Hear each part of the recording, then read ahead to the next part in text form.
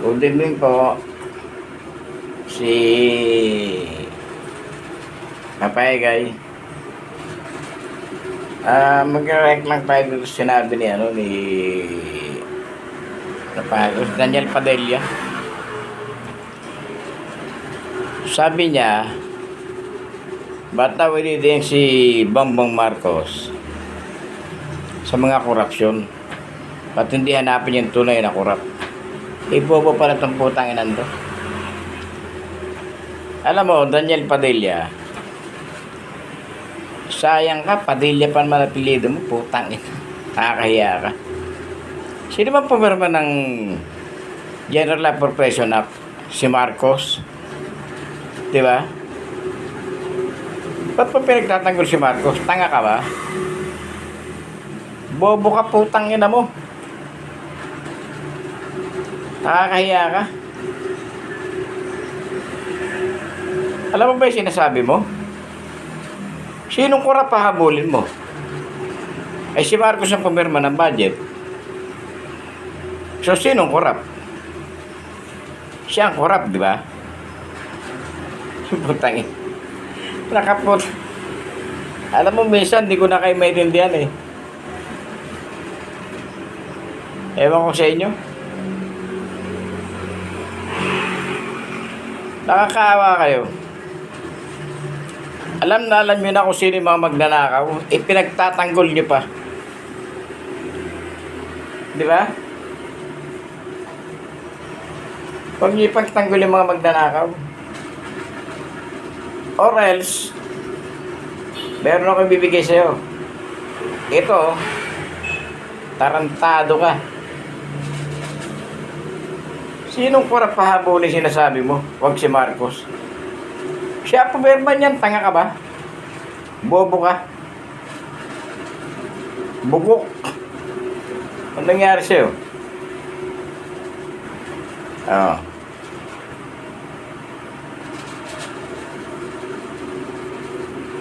Dapat alam mo yan.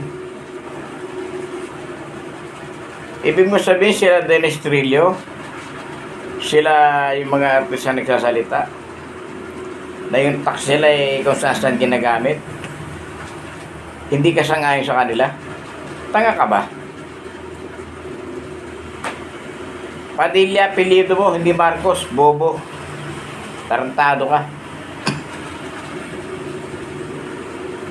Ay hindi mo?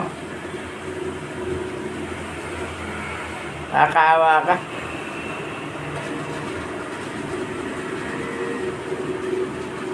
Ikaw, Daniel Padilla, isa lang sabihin ko sa'yo, may sabihin ako sa'yo. Magaling kang artista sana eh. Ang problema mo, tanga ka lang eh. Tanga ka. Nag-post ka ng ganyan, bakit hindi si Marcos, bandid habulin yung tunay na korap? Putang ina mo. Si Marcos na pumirma ng budget eh. Di ba?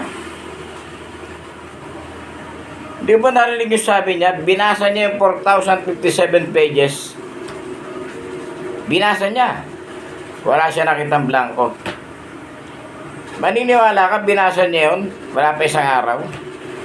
Kung gamitin mo utak mo, tanga. Kahit sinong matalinong tao, hindi kayang basahin ng 4,057 pages sa isang araw. Bugok. Ano nangyari sa'yo? Ha? Ang tanga-tanga mo, putang ina. Nakakainis ka.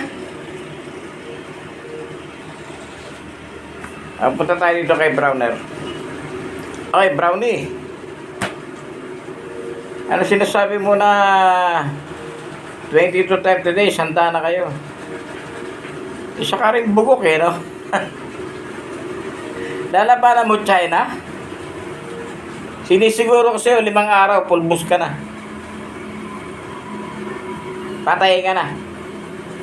Kung ikaw mauna. Kaya problema mong ulikba ka. Baka isundalo mo na sa unahan, ikaw na sa likod. Baka pagkatapos ng gera, ikaw lang naiwan. Tarantado ka. Alam mo ba yun? Ha?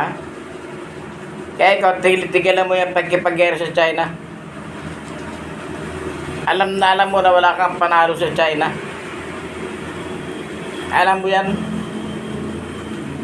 Malapit-lapit ka na. Tarantado ka. Maniwala ka sa akin. Okay lang po, mga kaibigan. Subscribe kayo sa akin, ha. I-like nyo. Egeres po. Salamat po.